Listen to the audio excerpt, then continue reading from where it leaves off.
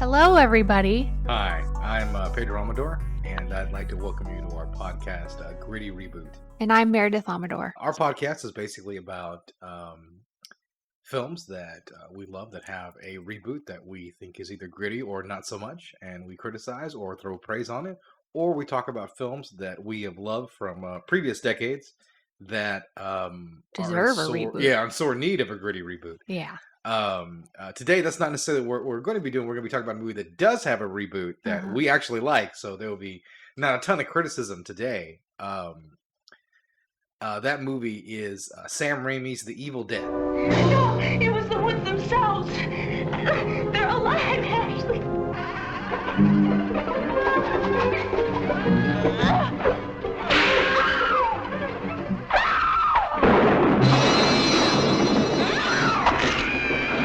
I fear that the only way to stop those possessed by the spirits of the book is through the act of That's right. dismemberment. Good classic movie. Yeah, you talk about cult movies. This is the cult of cult movies right here.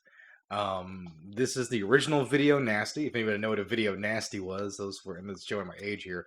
Those are films that you were able to get on VHS with a ton of gore back in the 80s. There were no blockbusters at this point, so you're just going to like your Circle K's or 7-Elevens, and they would, in the back, they'd have like the bloodiest, goriest movies, and Evil Dead was always among them. Others were like Lucio Fulci's Zombie and things like that. Texas Chainsaw Massacre. That's where Evil Dead first rose to fame. The movie's got a pretty big franchise considering how small it is. Huh. I didn't know that. Yeah. That's, if you ever heard me use the term Video Nasty, that's originally what it was from. Interesting. Those first kind of rated R movies to hit VHS. So, Evil Dead is really a wild ride, even watching it in 2022. From the very moment it starts. Yeah, this thing started shooting in the late 70s. I don't think it's released till 81 or 82. 81. 81. So, and it shot over a few years. And the one thing you can tell from the movie is very similar to Tobe Hooper's Texas Chainsaw Massacre, is that there is a sense of rawness to the movie that comes from the amateur nature from which it was made and the incredible low budget. Yeah. I mean, we're talking a few thousand here. Yeah. Most of the money was probably going to process the film so they could actually release the movie. Absolutely. So I think one of the things that grips me is that Sam Raimi, he's not in top form there, but he's already Sam Raimi in The Evil Dead. Oh, yeah. You can see a lot of... He basically tries to make every shot interesting. That is sort of his mission and his goal, is to make every shot interesting. And it really helps the movie to a significant degree, something you just don't see in a lot of low-budget cinema. Low-budget cinema is a lot of putting the camera down, letting some actors walk into frame, letting them walk out of frame. You know, keeping it simple. And Raimi doesn't do that at all. The camera's moving, it's in weird angles. Mm-hmm. You know, even today, some of the angles are a bit extreme. Some of them are a bit too amateurish, but it certainly adds to the vibe and the feel of the movie. Well, he worked with what he had. Yeah. This is a much more raw Sam Raimi. Like, that style doesn't get refined until a couple years later when he would make Evil Dead 2. Yeah, which is a better movie. Yeah, Obviously. which he had the budget that he wanted, and he used it well. Which is also another thing to discuss. It's a sort of a quasi remake as well. Yeah. Evil Dead 2. They were like, well, it's a gritty reboot of a gritty reboot. Yeah, if you've never seen Evil Dead 2, basically the setup is the same as the first movie, but they were unable to license any clips from the first movie, so they just kind of reshot and redid the first movie in about 10-15 minutes. Maybe a little bit less than that, and then you're basically into brand new content and what would be Evil Dead 2. This movie remake, its actual true reboot, would come in 2013. Kunda Strada Montose Kanda. You are all going to die tonight.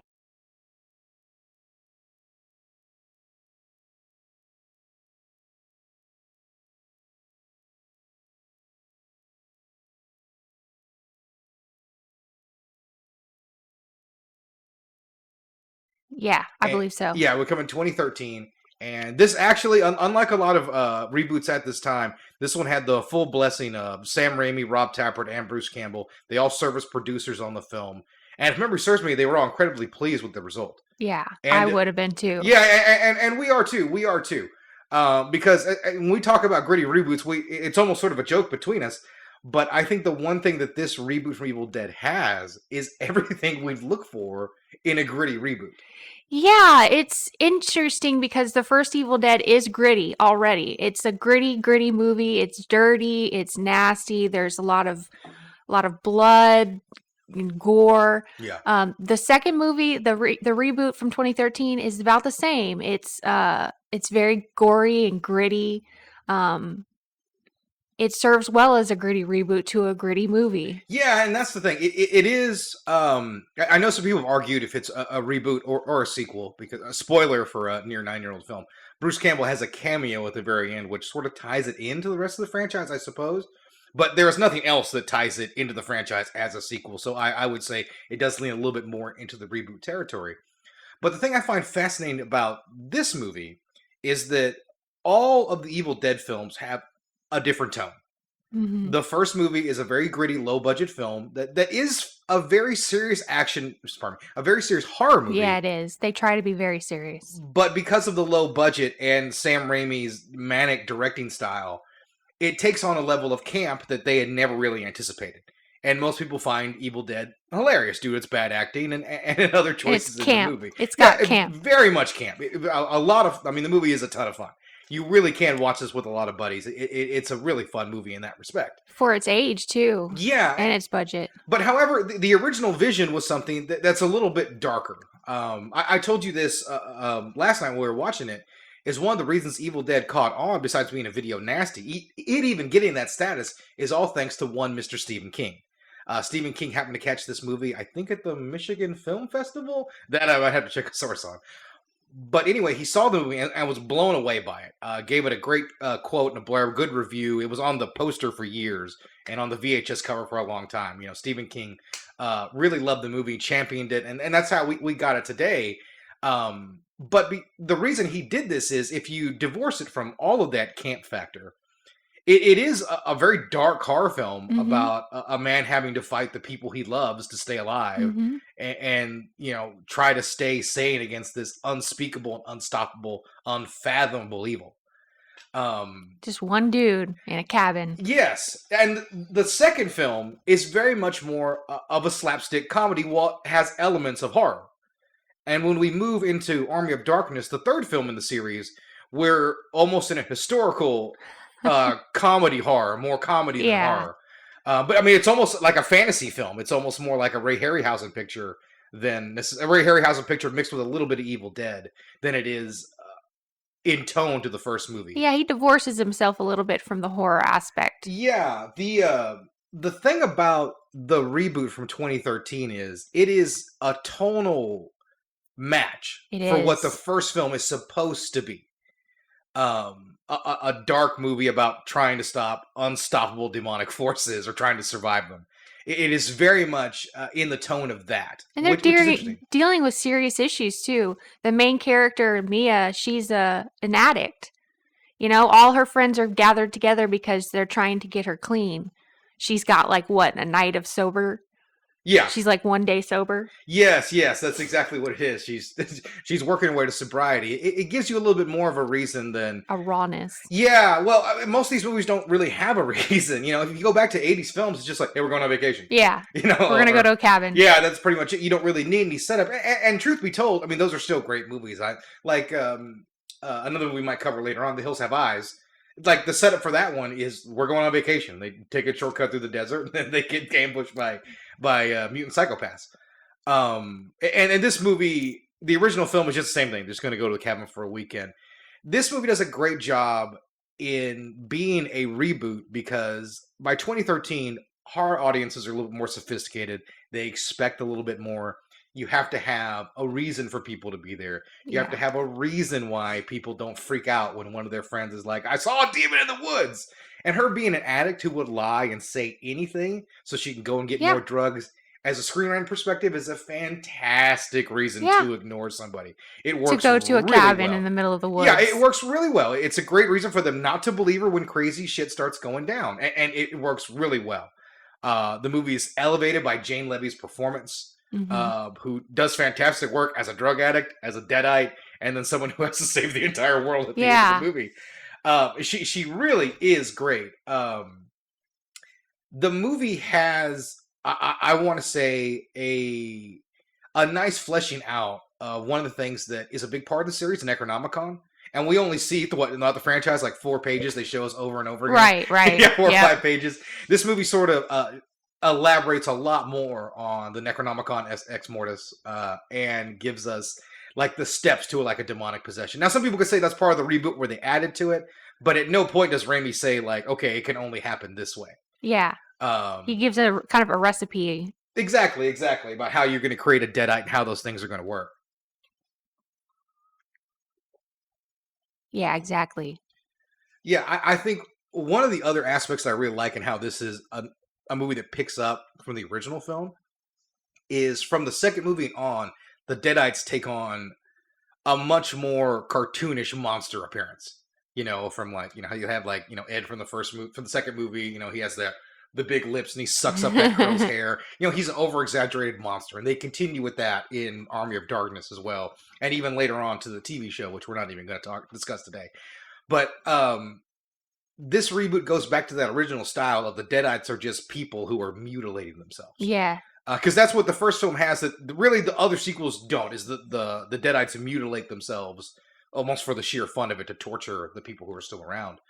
And this movie, as I just said, that giving a little bit more than Necronomicon actually shows you why they're doing this, why that matters, why it comes into play. Like, it's all part of this ceremony to bring forth the evil one.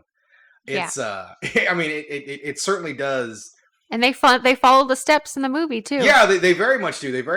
And it's interesting to watch. I like in a horror movie, especially something supernatural, it's tough to have rational people come to the conclusion like, yeah, there's some ghosts here. Yeah, and a lot of movies are very clunky about this. And this one does a really nice job. Someone inadvertently reads from the book, and over the course of about 15 to 20 minutes of the film's runtime, seeing some increasingly freakier things, he really starts to look at the book and go, oh my God, I've made a terrible mistake. Yeah, the more curious he gets, the more, he kind of kills the whole situation for everyone. Yeah, exactly. And it's one of those things, too, where someone inadvertently releases an evil. You can sort of see, like, he just opens a book and reads a few words, and that's all he does. There's nothing really else to anything that he does. Yeah. So I feel more sympathy for him than I do other characters that accidentally summon forth. Yeah, he doesn't realize what he's done until it's way too late. Yeah, exactly. But he's the first guy to be like, it's about the witchcraft in the basement. Yeah. This is not an addiction. There's something more to it. And I like it, because other characters, they sort of scoff at him, but they look at him and be like, well, maybe it could. So, and I think that's really interesting. The movie has quite a bit going on here. I think that probably the aspect of the film I'm disappointed by the most is this reboot did rather poorly at the box office. It was the it was the theatrical end of the Evil Dead franchise. It was so good. I enjoyed it so much. It's one of those things to where the Evil Dead franchise is very, very popular with cult movie fans, but is pretty much unknown beyond, I want to say, general movie fans. That's the big thing. Like, people always talk about, well, Ash is one of those big heavy hitters in horror. And I was like, well, to you he is, but most people don't have any idea. They might have heard the name Evil Dead, but they have no idea what it is, who Bruce Campbell is, Ash, or any of the things that are associated with it. So, which is sad, because Bruce Campbell is just a highlight of those movies. Yeah, he really is. He's the best. Yeah, he really is. And like I said, the movie got lost in the shuffle. It didn't do very well at the box office. It didn't really hurt the career of director Fede Alverez. He went on to do Don't Breathe, those 2 movies. Oh. Yeah. I really enjoy the first movie, and the second movie is fine if it doesn't have a few problems. But he's gone on to be a fine horror director. This was his first horror feature, I do believe, and he really knocks it out of the park. He co-wrote and directed this, so it's an impressive debut from him. Like I said, I just wish we would have gotten another film in this same style for him, another Evil Dead movie similar to this, or even you bring in another director to do a more comedic version again. Yeah, almost like a comedic remake of Evil Dead 2. But then it's not a gritty reboot now, is it? Yeah, then it's not. Then it's not. But I mean, as a gritty reboot goes, I just love the movie, and I almost don't know if I can say enough about it. I'm heaping praise upon it right now. Yeah, well, I think some of the grittiest points of the movie are at the very end. with the raining of the blood. Yeah, it's a Slayer song come to life, really, at It the end of really the is. movie. Yeah. Raining blood from a lacerated sky. And it's a very cool scene.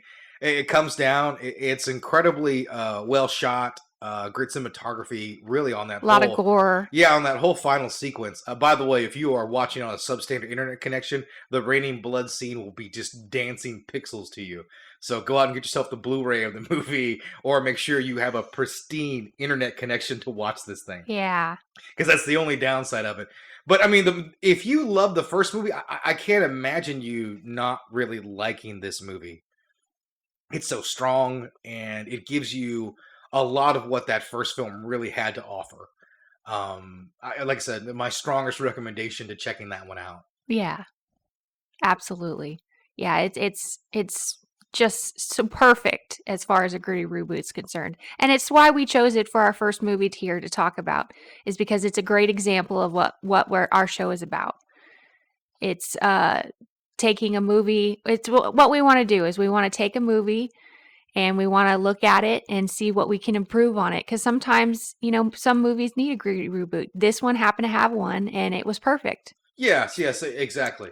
Probably the only thing that the movie is missing is Bruce Campbell's charm, but that's one of those things that's sort of difficult to emulate. But all you those have years good later. acting. Yeah, it's very true. It's good acting from the cast all the way around, from Jane Levy, Jessica Lucas is the other Deadite, who meets her end rather quickly. She does a great job playing a nurse who is trying to tell everyone she's got control of the situation, even when it becomes really clear she does not have any control. One on of the things situation. I noticed was in the first movie, Evil Dead, the women go first. They become Deadites first. Yes. And it's very similar in the reboot. Yes, it does follow that same pattern as well.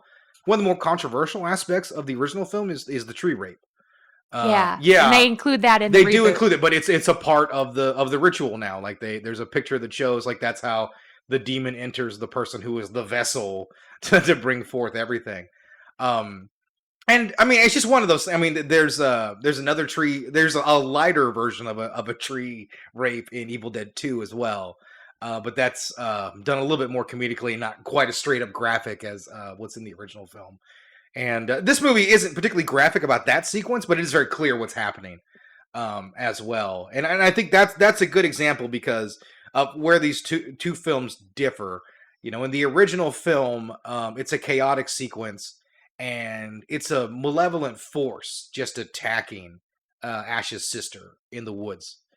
And this movie, where it differs, is we actually get a personification of the evil, the Deadites, or anything like that. We see a woman who is representative of that, and she's there to sort of manipulate the trees to Jane Levy's character and have them assault her and overtake her body.